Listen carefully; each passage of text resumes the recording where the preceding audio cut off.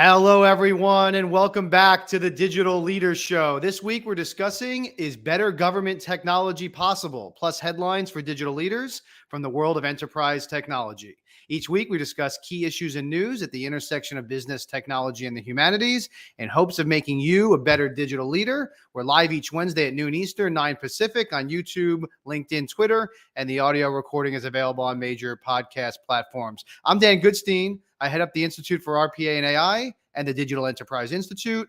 We're a professional association, media, peer-to-peer research network, providing education, networking, and advice to over 130,000 members worldwide, all around automation, enterprise AI, and digital transformation. You can check us out at irpaai.com and deinetwork.com for more information. My co-host, as always, is Carlos Alvarenga. He's a researcher and author and educator at the University of Maryland in Georgetown and former advisor at EY and Accenture. Carlos, I missed you, buddy. We took a couple weeks off. Same here, Dan. Good to be back after a little break, summer break. Get ready to start a new show. Listen, for those who don't normally watch the show, you are not a big fan of Elon Musk and Twitter. And of course, it waited until we went away for a major competitor to launch a platform to go after Elon and Twitter. But it happened while you were gone. I think you were out of the country. That's right. I was up in Canada, and actually, in looking at threads, and I've come back and doing the research about what's going on behind the scenes. But I thought it was interesting yesterday that there was a pretty critical piece on Zuckerberg, that the launch hasn't gone as well as they thought, and they thought, well, he'll just move on. Remember Meta? I mean, the whole VR thing, like that was his vision a couple of years ago, and that if this doesn't kind of go well, the shiny new toy will kind of be cast aside. So I think it's interesting that some of the insider tech people are saying it hasn't gone as well as the headlines say, and Twitter, for all its flaws, is still just it's Twitter. So it seems a lot of people just want to stick with what Mr. Musk is doing, no matter how challenging it may be on the platform. For me, I'm not on it. I disconnected from all that stuff, so I just watch it as an outsider. I wonder though. I mean, you look at some of these numbers. Listen, numbers are numbers, and it could be temporary. But at a time where Twitter's ad revenue is supposedly down over 50%, Threads gets over 100 million users in a matter of days. I mean, maybe it's not going to be as successful as they think, but I mean, that's one hell of a launch. That's one hell of a kickoff. Right now, they've got about 1/5 the weekly activity of the Twitter user base. I don't know about you, but I've never launched something that successful that quickly. Well, we forget the scale of Facebook, right? Which is really of Meta, right? I think what is it, 1.2 and change billion. So you say they've got 1 in 10 of the Facebook user base that is trying it out. And as we know with social platforms, remember Clubhouse? How that was sort of the thing a couple of years ago, right? People will try it out. They'll log on. They'll create an account, kick the tires, quote unquote, right? See what's there. The question is, does the platform bring anything to the table that's distinctive or new? And there was an interesting article, I forgot where it was, where somebody said Musk is doing us a favor because he's making Twitter worse and worse, and so that's actually good for us because soon we'll get to the point where we'll realize this is a colossal time sink. And other than late breaking news and a few other things, what do you really miss, right, if you're not there? When I canceled my account a couple of months ago, I had a little bit of withdrawal because you kind of want to get the journalist feed and kind of get instant reactions. But after a week, it's like, who cares? I'll let sort of the journalism ecosystem kind of digest what's there, and if it's important, I'll hear about it tomorrow morning. But I guess there's always the need or desire for people to have the instant right connection of what's there. I don't know. I mean, with Twitter, whether it's temporary or permanent, as we've talked about, we shall see. But there's definitely been an exit. The question is, does the world need another platform like it to go to, or is there enough social media channels out there where those people will just move on to TikTok or Insta? But you're right. I mean, the Meta thing is interesting. I mean, I'll tell you, and by the way, I don't know how this isn't a monopoly the way they tried to break up Microsoft and Google and stuff. But I mean, you have a login to one of these things. You have a login to all of them, right? You got Instagram, you got Facebook, you've got Facebook Messenger, which is a different app. You got Oculus Quest now. So it's almost impossible, because I tried, believe me, to get rid of Facebook and not have a single account, with Meta. It's almost impossible. It takes work. I've done it, but it is hard, right? You have to go through a lot of steps, a lot of efforts, because you keep finding a piece of you is somewhere else. And so a couple of years ago, there was a story about this sort of digital death button that you would press, and somehow some piece of software would erase you from everything. Um, it's very hard to do that on the Meta platform, right? They're always, you're tagged someplace and you're found someplace. So it can be done, but it certainly isn't easy. It should be a lot easier than it is. Put it that way. The other story that kind of struck me as interesting is the actors strike. First the writers strike, and then the actors strike. And there's two things that kind of caught my eye.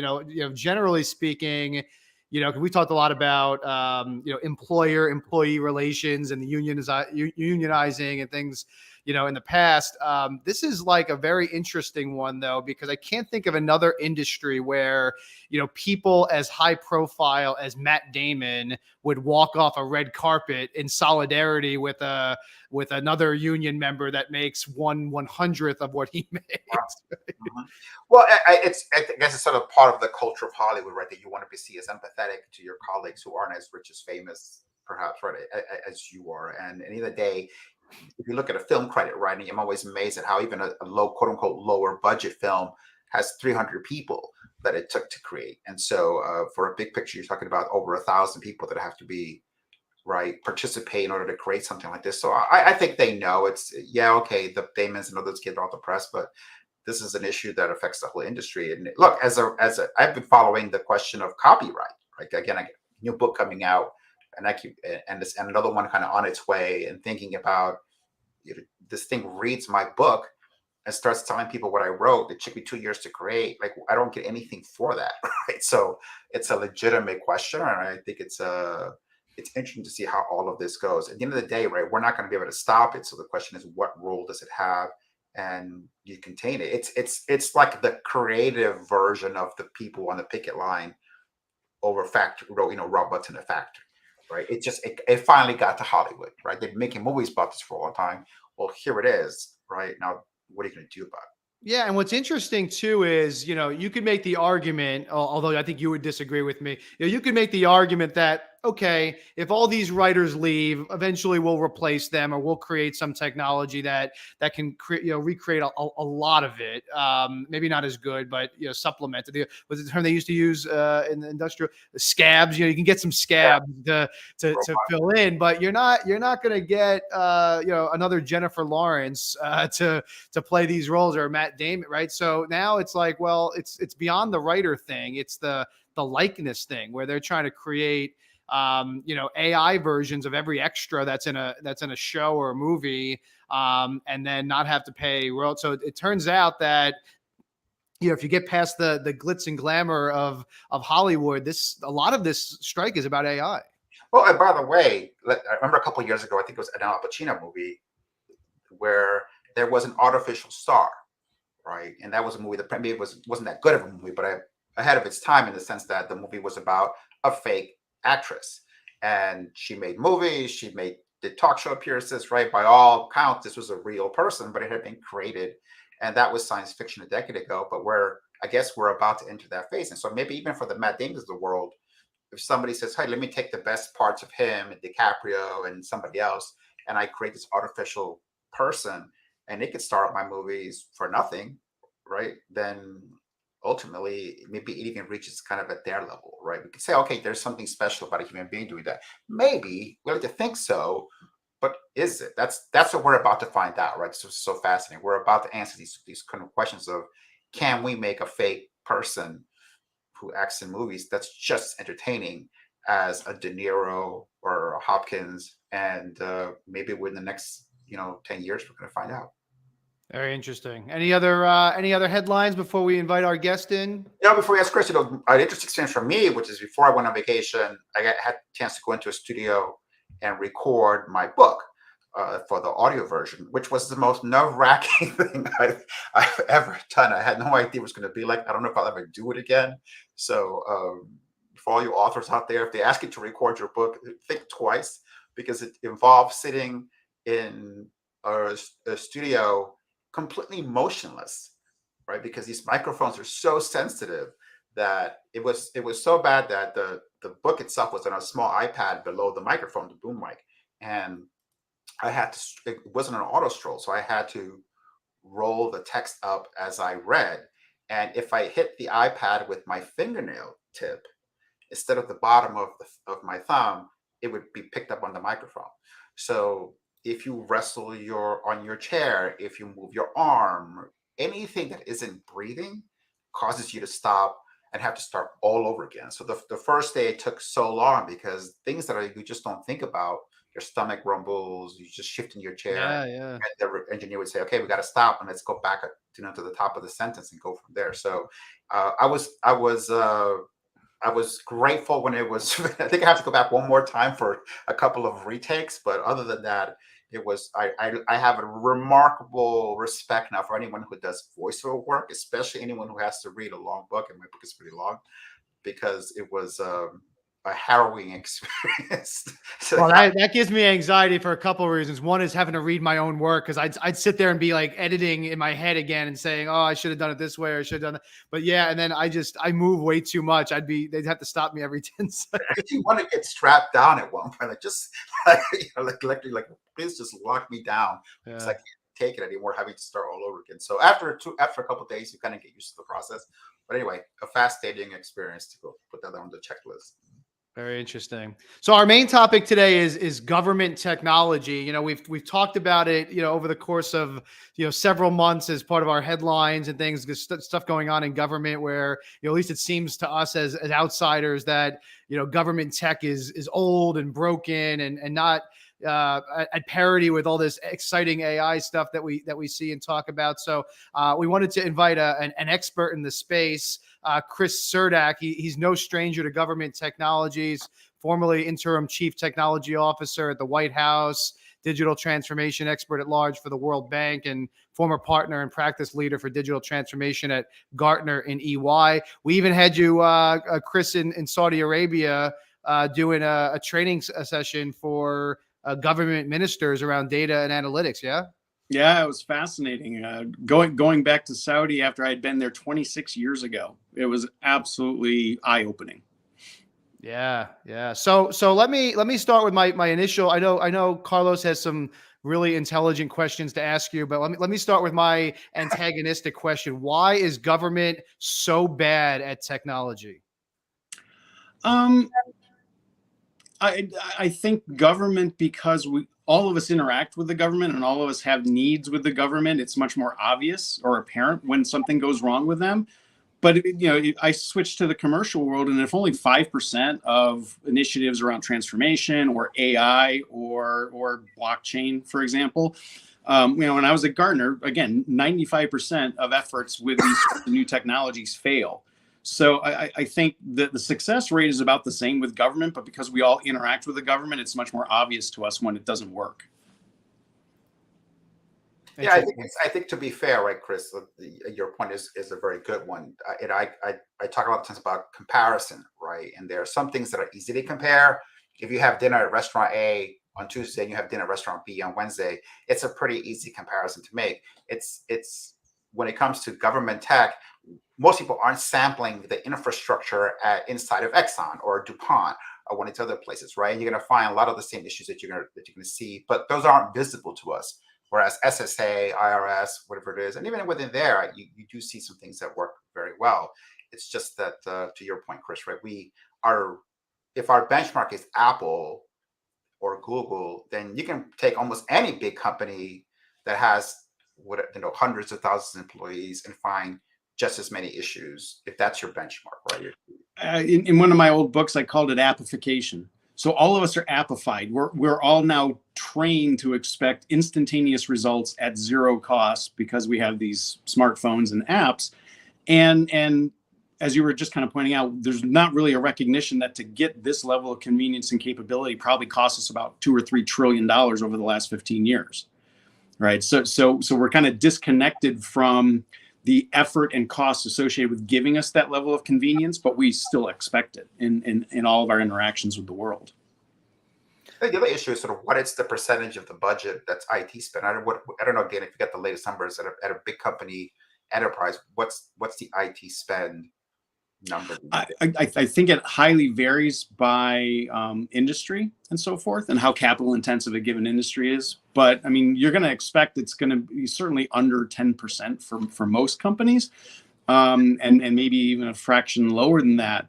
And I think where you're going with this, what percentage of government spend would that be equal? And almost certainly not. But the government has a very different role to play, and it has very different motivations than a commercial concern. And I think that's what drives a lot of it. Yeah, and the percentage I think the government is actually even lower, right? Because what's the U.S. budget, 1 point something trillion? I think our IT spend as a nation is 84 million, somewhere around that, 80, 90. So I'd say it's at parity with enterprise, and maybe even a little bit lower than you would expect at a big company. Yeah, I think very much so.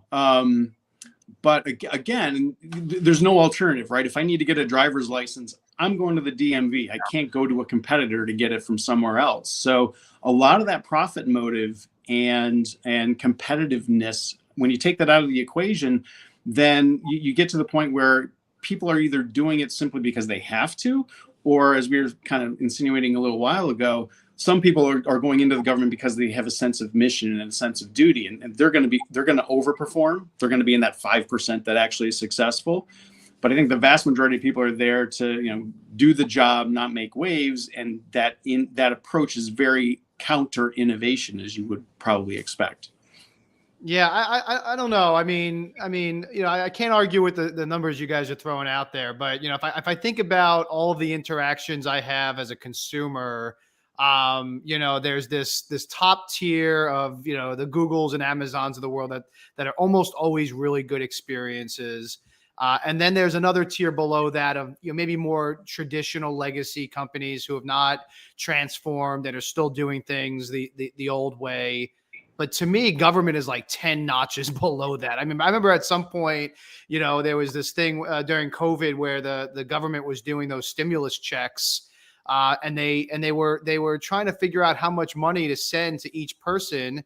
And the article I read said that the IRS could not figure out how much money every taxpayer made to figure out what size check to send them. And I'm like, this is the IRS. Of course they know. How do they not know? This is what they do, right? So, I just wonder, and this gets back, Carlos, we've had this conversation about the right incentives, right? To Chris's point.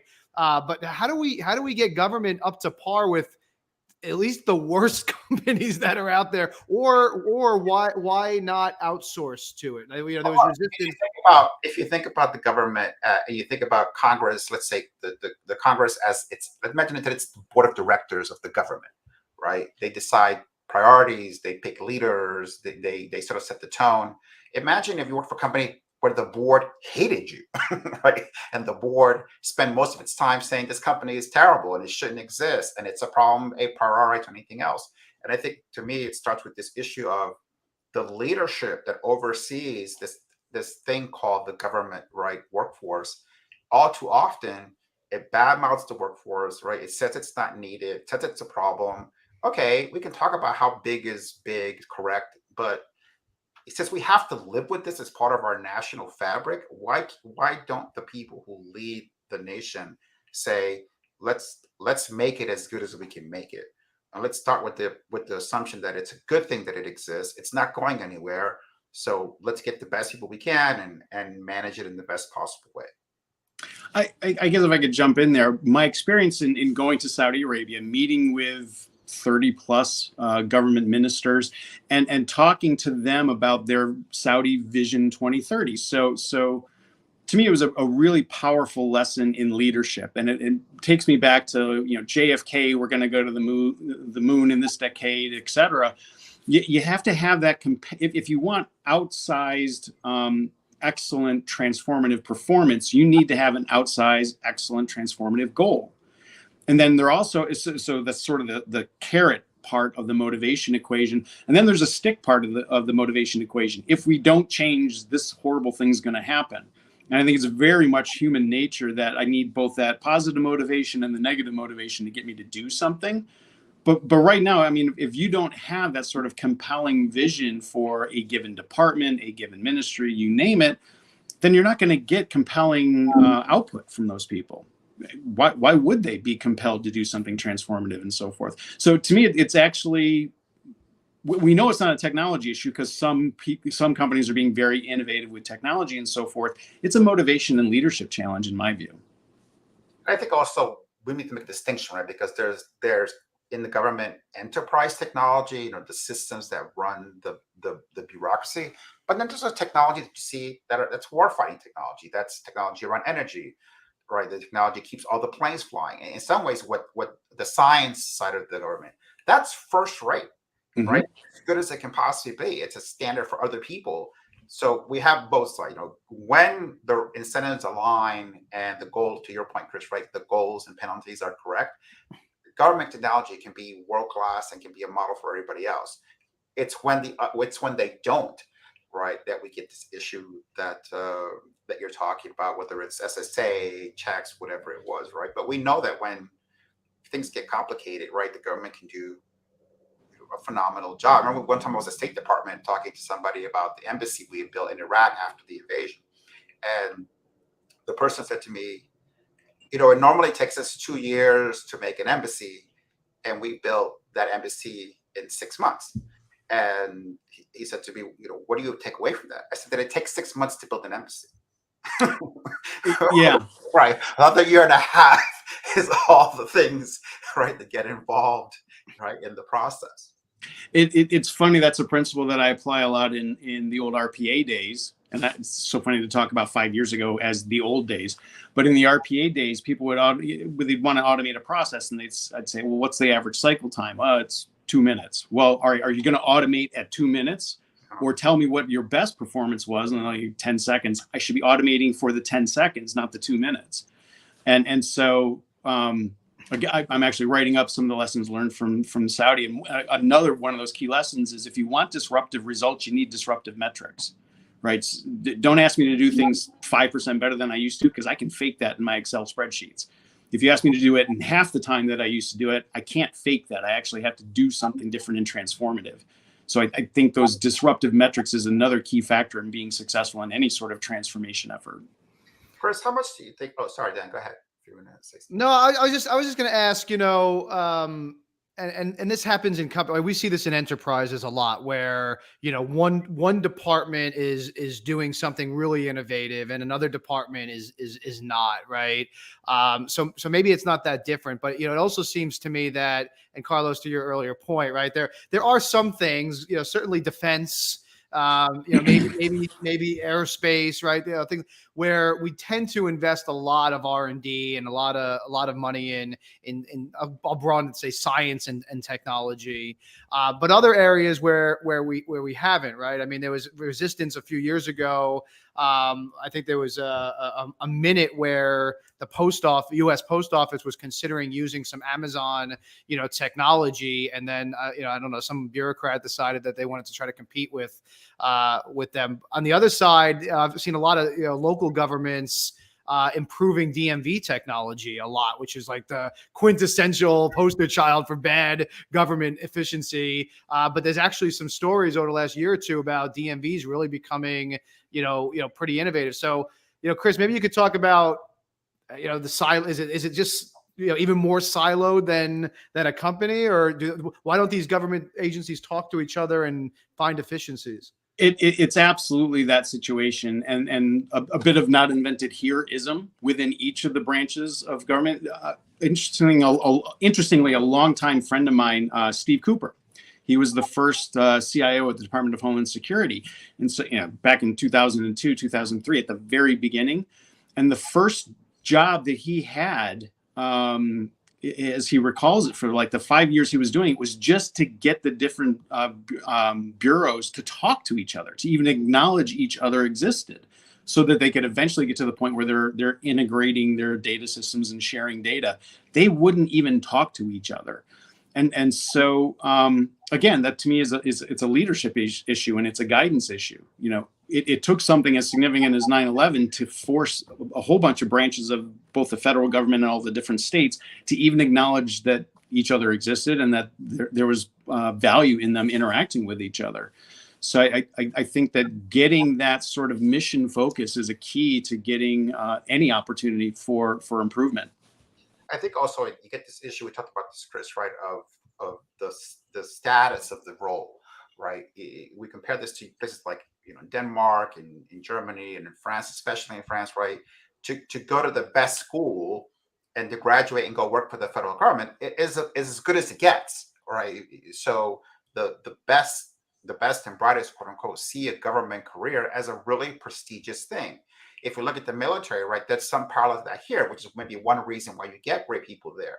But for the rest of it, it isn't the case. In thinking about the MBA students I've trained, we rarely got the top of the class who said, "Oh wow, I'm going to turn down Goldman Sachs or McKinsey because I'm going to go work at the Department of Energy." Right? And I think to some extent, if we can make, back to the question about leadership, if we can make the idea of serving, right, in a government role in IT a positive thing, a great thing in your career, then I think you might get a little bit different results. Which, to your point, Dan, is exactly what Kennedy did in the 60s, right? If you go back and look at the documentaries, when he made his famous speech, right, he called upon the best to say, put aside the high paying job for a while, because the country has a mission for you to do it. And I think people respond to it. That isn't the language you get today, right? The language you get today is, I'm going to close 3 departments, even if I can't name all 3. But the minute I'm elected, right, I'm going to shut A, B, C down. And how is anyone gonna turn down something else to say I'm going to go work at a job where not only is it doesn't pay as much as I could make someplace else, but for the most part, society doesn't really value it. Well, and if I want to emphasize a point that really came across as I was preparing for the trip to Saudi, and I was researching other countries that have done digital government, have implemented these sort of platforms, and it's clearly doable. It's just a matter of will. I mean, if Estonia has an app where any kind of interaction you ever have to have with the government is all in one app, and they guarantee that you can get things like a license or whatever in less than like an hour. Kenya has the same thing. Singapore has the same thing. So if those countries can implement that sort of technology, there's literally no excuse from a technology perspective why the United States couldn't do it or Canada couldn't do it also. It's a matter of choice at that point, because the examples of success are already out there, and it's from much, you could argue, less sophisticated, smaller countries that have far fewer resources, and they pulled it off. So it's really a matter of will, I think. Yeah, I also wonder, to me, the U.S. is such a capitalism-driven, economy, government, philosophically, right? Most of our, not all, a lot of our political debates tend to be about, capitalism versus more socialized things. But why is there not more kind of public-private partnerships in these areas, right? And I can think of, there's a couple of good examples, right? I mean, at least in New York where I am, there's a lot of cooperation between some of the local airports and the transportation, the state transportation, DOT. There's government run but privately managed, I guess is the way you would put it, electric and utilities and transportation. Look at NASA, right? Where NASA's actually said, hey, we're not going to do that anymore. We're going to outsource it to companies that want to innovate and make money in this space, like SpaceX, and maybe curb the spending and focus on some other strategic priorities. Is that happening more so, Chris, or is that just kind of also siloed advancement? I think it tends to be very siloed, and in most instances, when the government does do that sort of outreach to third parties, it proves to be quite successful. It's just a matter of getting them to do it. I mean, NASA still implemented their own launch system. It was billions of dollars over budget, took years to get up and running. And SpaceX has done far more, gotten much better results in a fraction of the time for a fraction of the budget. So, I mean, right there is very specifically a model of success.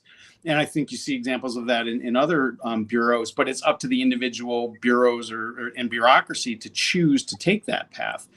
I'm seeing more of a movement to that, but that also requires that the bureaucracy give up a certain level of control that historically they've wanted to maintain for themselves. Things like adopting cloud across the government. That was one of the things that I was working on there. So I think there's an acknowledgement.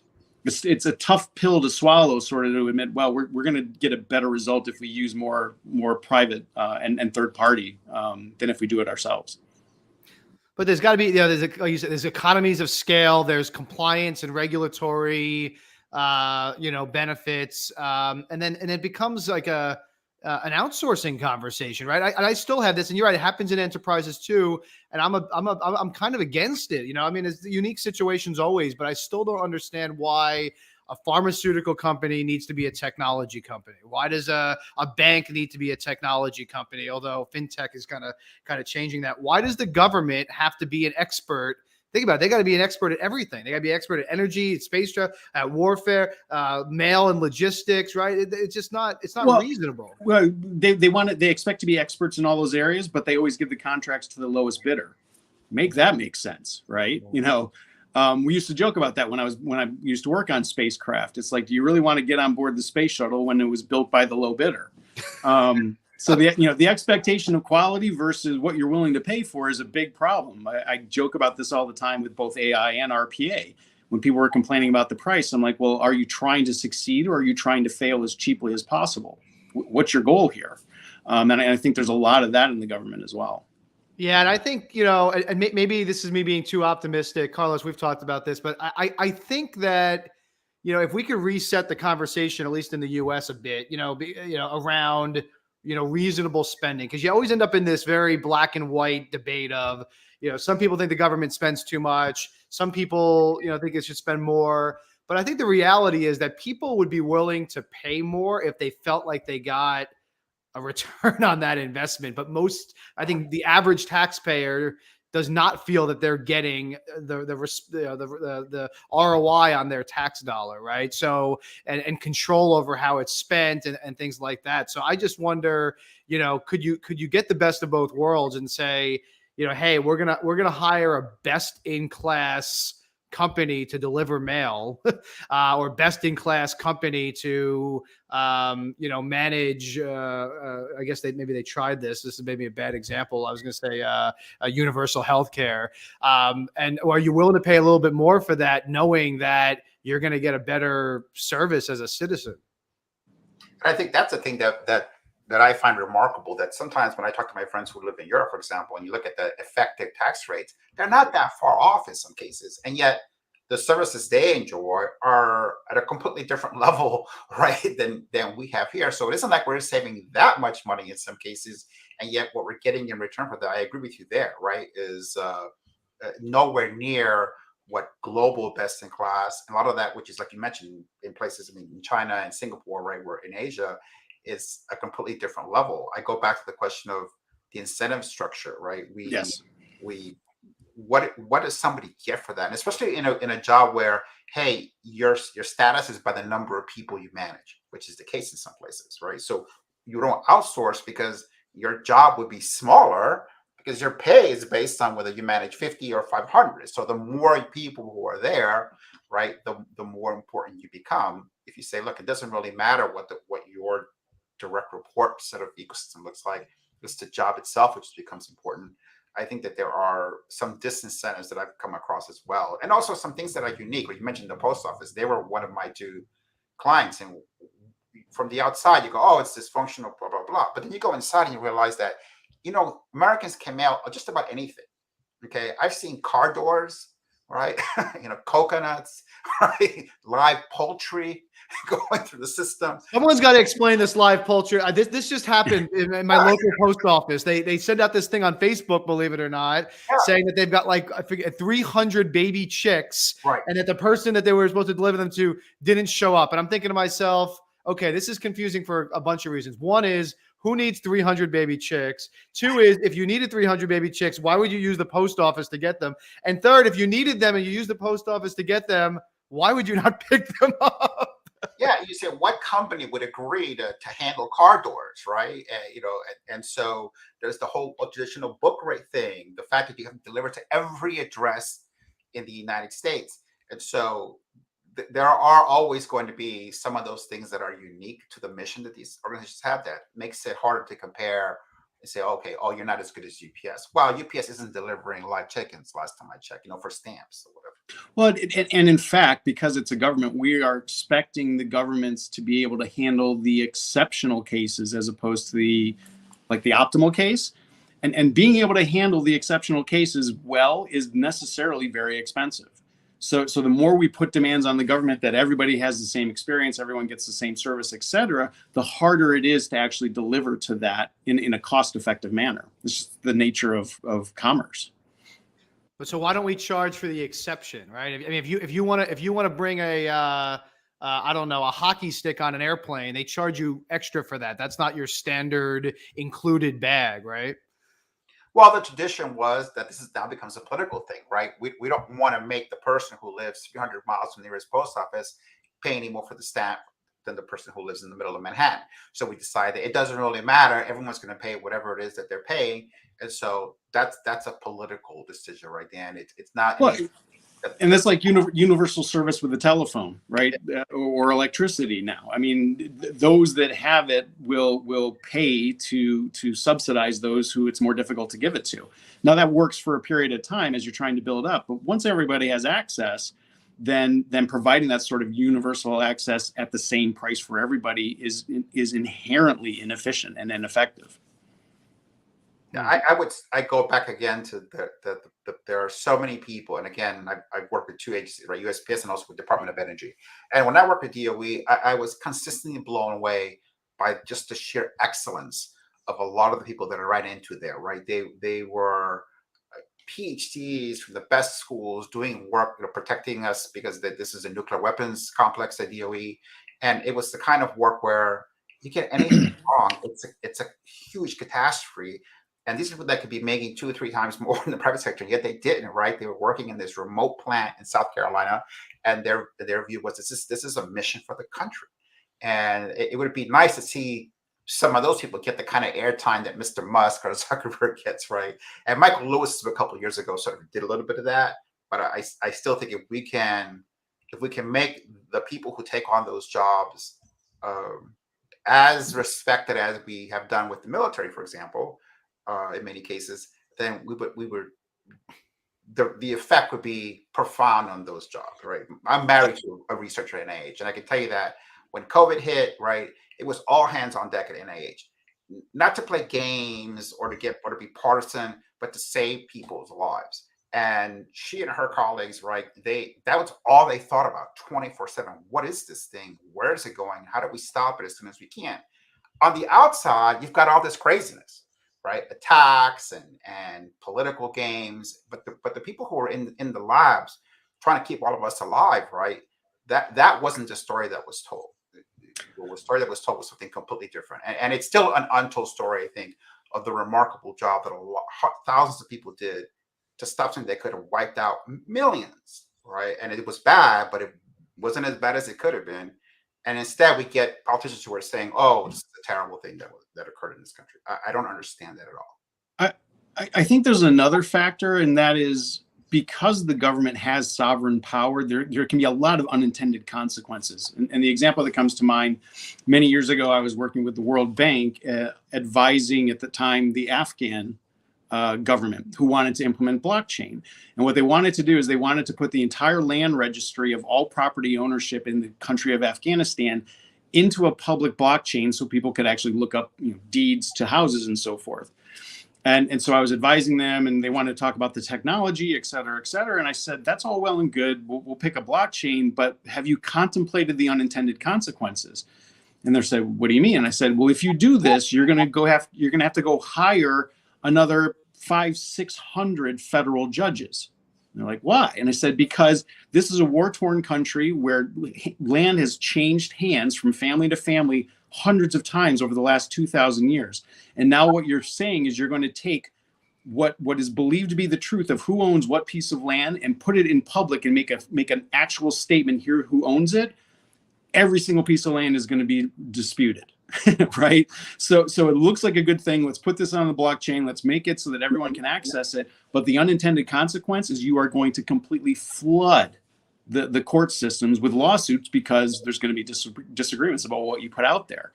So I think whenever a government entity that has some sovereign power contemplates any kind of innovation and use of technology, they must think those things through because the unintended consequences can be very severe. Two other things that probably wrap up for me. One is I've had this idea that I've talked about with my friends in government, which I call directed taxation, which means that every American taxpayer should be allowed to designate a small portion to the agency of your choice. And so if you say, take whatever it is, 5%, right, and my tax return, and pick. And if I'm a fan of parks, give it to the state parks, right, national parks. If I'm a fan of science, give it to NASA. And I think that there might be things, nudges, quote unquote, right, or things we might do to say, look, a little bit of competition, a little bit of maybe people feeling that they have a little bit more control, right, over where tax dollars go, and that might have some benefit. I think the other thing that I've seen from as working with the people in the government as clients is, yeah, we could do a little bit to make it easier to get rid of people who are basically retired in place, right? If there's one thing that I came across, is that you get to a point where you kind of effectively tenure, right? You're kind of untouchable. And unfortunately, I think at the margin, right, that's not the majority, but it's a lot of people that who knows, maybe there's something that can be done at the other end where you say, look, if there's a person who is getting in the way of innovation, getting in the way of better services, that can make it a little bit easier, right, to have that person move on to something else. I saw a lot of people who in the private sector would not still be there, but it was impossible to get rid of them, and they just get kind of shuffled around from place to place. We hear the legends and the stories, but a lot of that is true. Chris, any last words of advice? Maybe from a U.S. perspective. Are there other? You alluded to some. Are there other governments that are doing this right that we could kind of model, learn from? Yeah, I think I found several examples. I mentioned Singapore. I mentioned Estonia, United Arab Emirates, certainly very innovative. And there's more and more countries that are kind of going this way. I find it interesting that the countries that seem to have less at risk in terms of infrastructure, money at hand, and so forth are the ones that can make the transition a little bit more easily and more readily. But to me, what's most important is the examples are out there. So at that point, you need to study what they did and figure out how they did it. The other parting thought that strikes me again when I was working with the Saudi government, and I see this a lot with companies too. They insisted they want to have a conversation. What tools should we use? What technologies are best? What tools should we? And there was a huge focus on the technology. And when I finally gave in and answered them, I said, I suggest you use tools. I'm all for using tools. Which one? I don't know, because it's going to change in 3 months. It's going to change in 6 months. ChatGPT wasn't here half a year ago, right? So don't fixate on the tools and technology because they're constantly changing. You got to fix the process and the people because that's the part that doesn't change. And so I think that's probably one of the most important lessons. The 5% of companies that succeeded something like digital transformation focused on transforming people, not tools. Interesting. Chris, thank you so much for joining us. I really appreciate it. And hopefully we'll get you on here after the next training session. You can tell us what you learned from the next place we send you on our training workshop series. Yeah, globetrotting to change the world. Yep. Thanks, Chris. So Carlos, you guys ganged up on me. Listen, I expected you to be a defender of the government, but I was surprised that Chris did too. I guess I'm the only one on this call getting audited this year. Well, look, Well, good luck with that. But my one is, I would say not defender of the government, saying I'm a defender of a thing that has to be part of our system. It's like having a fire department, right? So we have a local volunteer fire department where I live, and okay, maybe there are things about it that you don't like, and you don't like whatever, right? But look, it's the fire department, and so why not do what you can to make sure that they have the best equipment, right?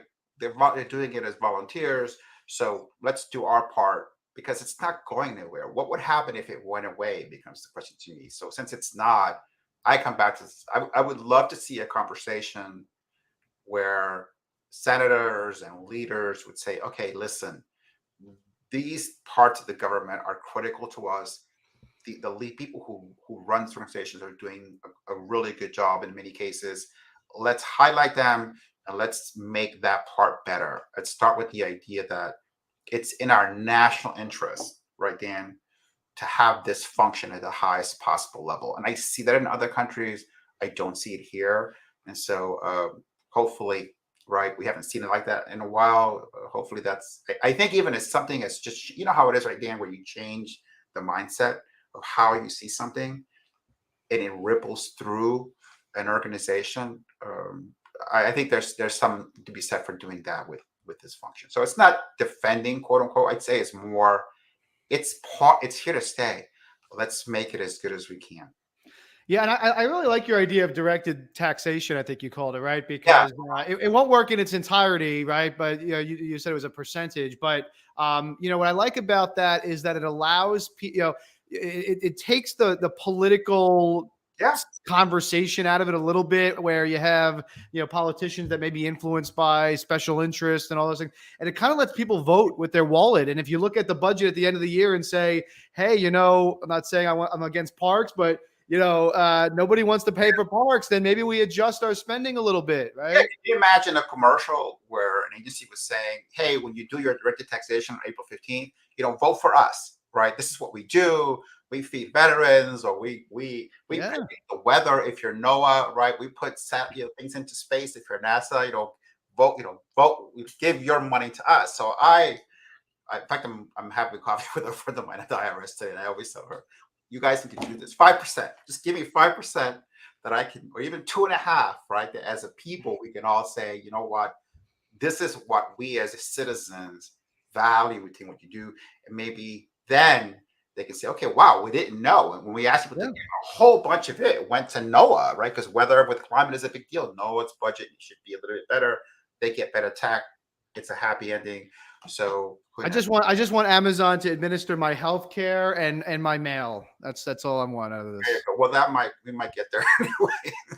Anyway, great conversation. Thanks again to our guest, Chris Surdak, for joining us. And if you're watching and you need help with a project, please let us know. We're offering free coaching and industry briefing sessions with our subject matter experts, folks like Carlos, Chris, and others.